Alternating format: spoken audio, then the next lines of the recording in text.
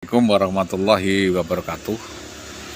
Kita akan merekonstruksi kasus ini dari sudut pandang yang berbeda dan pemahaman yang berbeda, mulai dari reka kejadian, persekusi, eksekusi, siapa yang berkepentingan dalam hilangnya atau kaburnya Saudari Indah Wahyu Widiawati, siapa yang diuntungkan, siapa promotor, siapa otak dan dalangnya. Tentunya ada petunjuk yang perlu saya sampaikan. Seingat saya, waktu itu hubungan baiknya, hubungan dekatnya adalah dengan Surini dan Seswanto. Jadi ada saksi ya, jasmani Karangkonang ya, bahwa di sana mungkin juga yang mengangkut atau menempatkan Saudara Indah Wahyu Widiawati ngekos di Tambak Romo, yang mencarikan kos adalah Surini dan Seswanto itu karena ada kenalan di situ namanya Suyamto.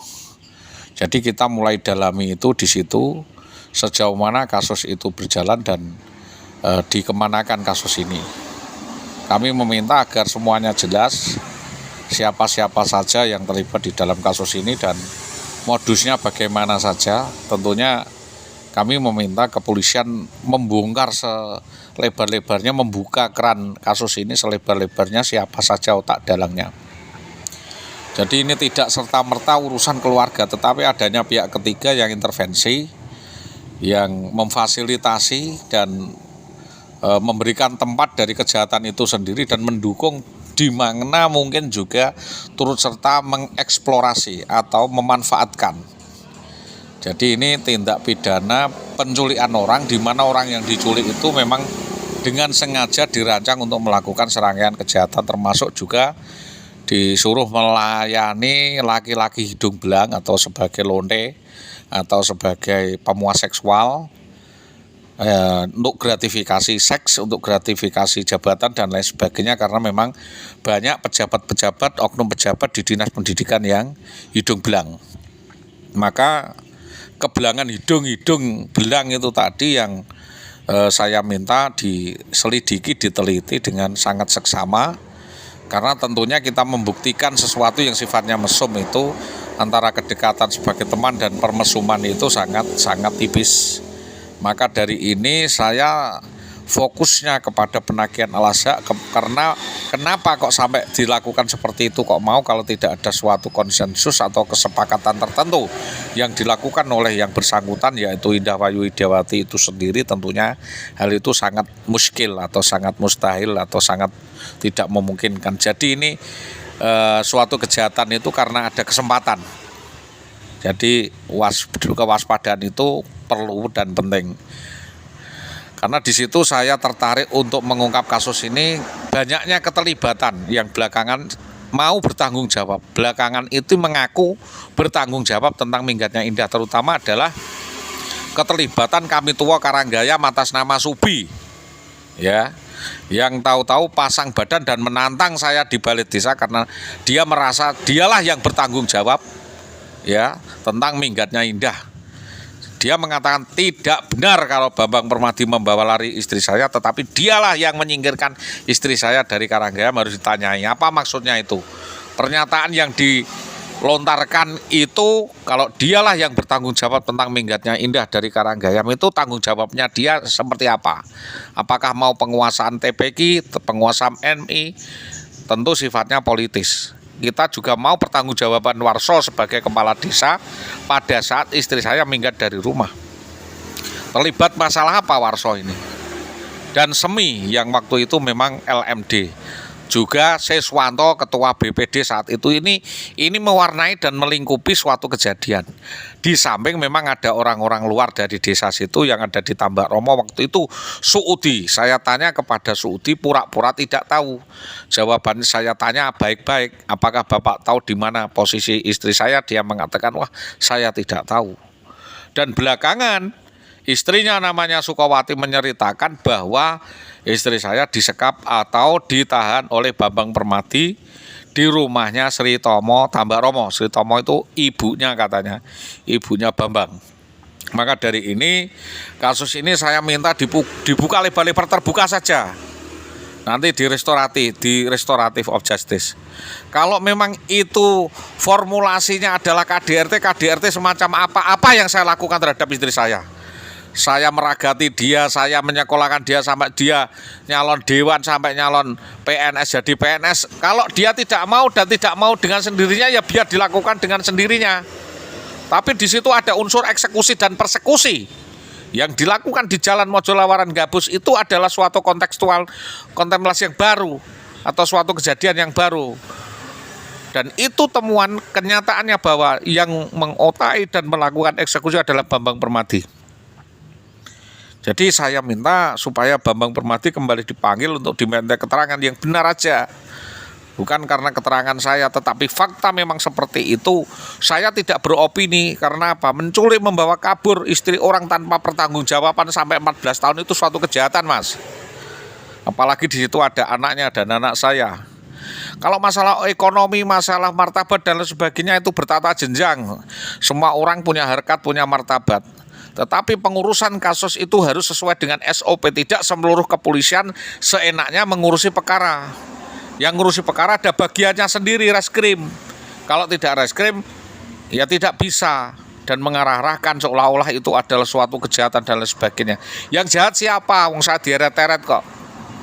Jadi istri saya itu diculik, dibawa lari, ya, disekap di rumah Sri Tomo Tambak Romo. Sementara saya seolah-olah menjadi pesakitan, ditangkap, diproses hukum, ya, ditaruh di kandang anjing, disekap di Mini Baru, ditaruh di Anugerah, ditaruh di kos-kosan di sebelah Jaya Agung. Terus saya dieret-eret di LI, saya dieret-eret di Permata. Terus saya juga ditahan di Hotel Kencana. Dan terakhir saya diinterogasi di Kurnia sama orang yang mengaku Mabes Polri, mengaku kepolisian, ada 12 orang. Jadi akan kejadian ini saya minta kepolisian betul-betul seksama dan detail. Ada permasalahan apa? Jangan-jangan saudara Indah ini sindikat narkoba. Jangan-jangan Indah Wayu Widiawati ini sindikat mafia penculikan anak yang dibantu oleh saudara Bambang Permadi. Karena apa?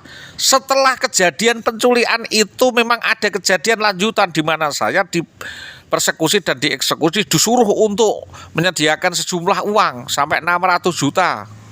Suruh jual kampung saya, sampai seperti itu. Sri Tomo yang bilang kalau saya menyediakan uang itu dan diberikan kepada dia, anak dan istri saya, katanya bisa dipertemukan.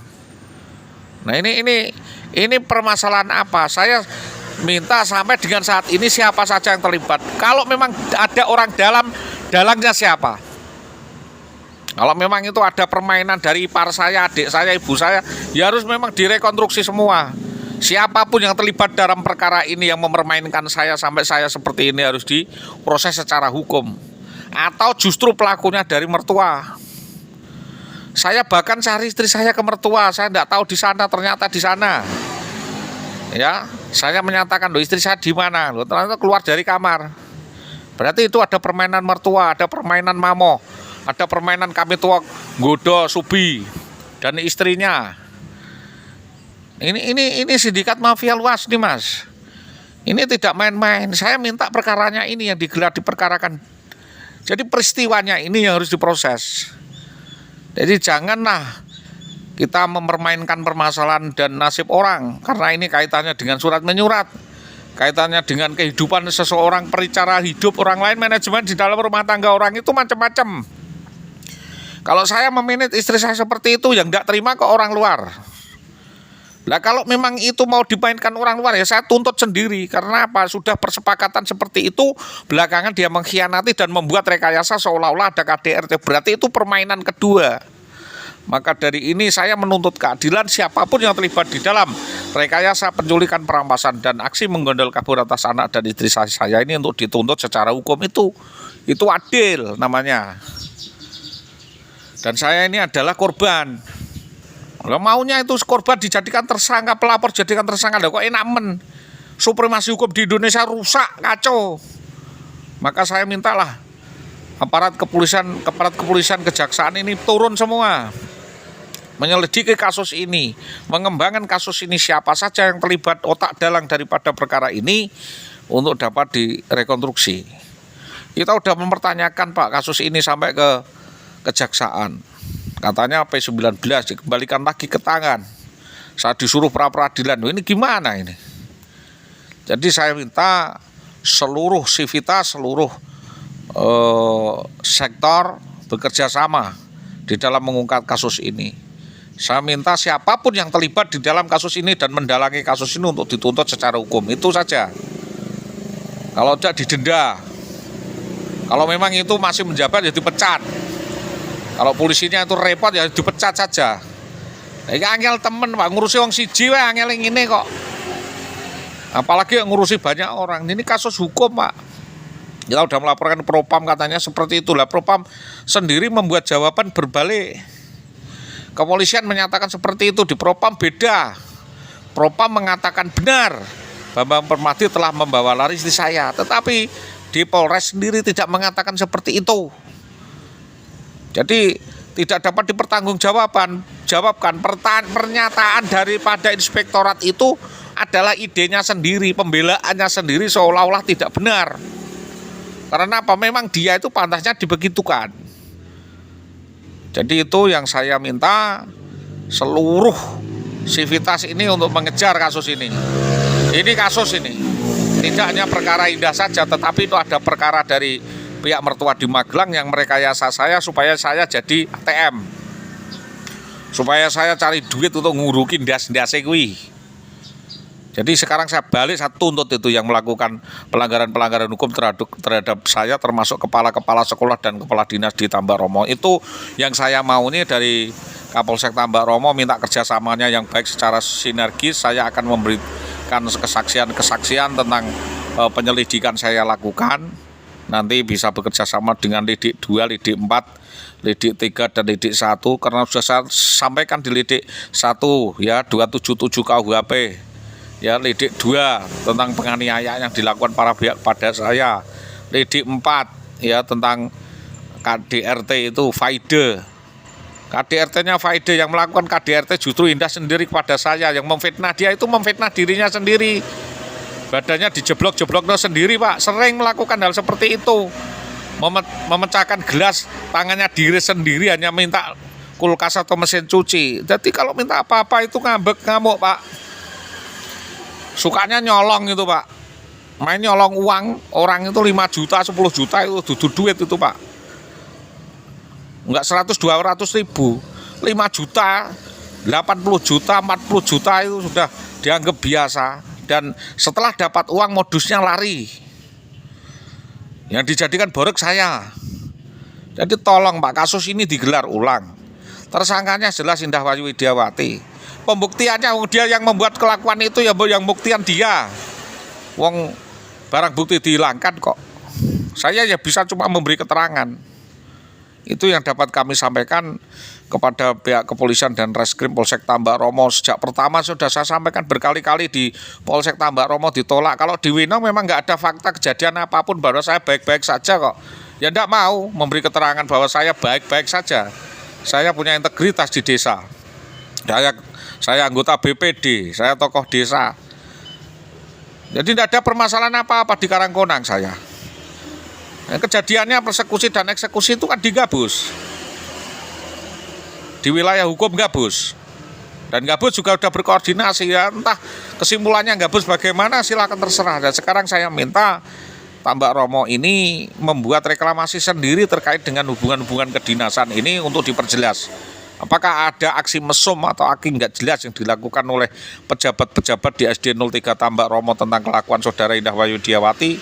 Keterangan-keterangan teman-temannya untuk dimintai keterangan apakah sering membuat masalah dan sebagainya, ini harus diungkap.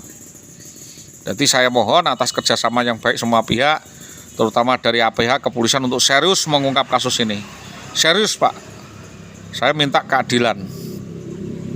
Atas kerjasama yang baik kepada Bapak Kasat Reskrim, Kanit Reskrim Polsek Tambak Romo, Bapak Kapolsek Tambak Romo, saya sampaikan terima kasih. Selamat sore, assalamualaikum warahmatullahi wabarakatuh.